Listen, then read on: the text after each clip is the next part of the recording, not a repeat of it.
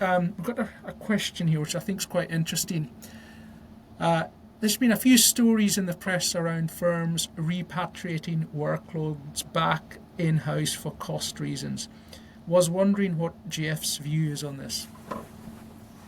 Yeah, I think uh, life is never dull, and I remember when I was in university, one of the more interesting classes, because I actually remember it, was around broader investment and macroeconomic theory around black swan events. Those events which shock the system, turn it upside down.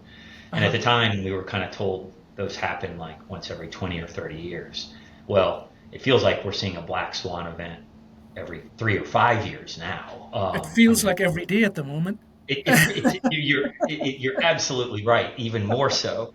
Um, and so I think the moral of that is we all have to be flexible and receptive to evolving ways to do the business. We were hell bent on getting in the cloud. We still think of that as the strategy for the future.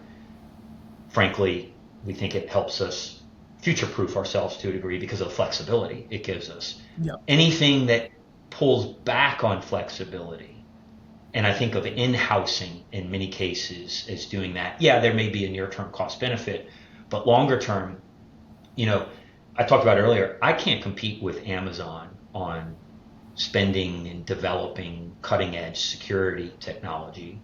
I That's can't right. compete with Amazon, same thing on AI tooling and techniques and products and services. So why not benefit from them and all of their billions of dollars of research and investment by staying, with them or another cloud vendor in that setting?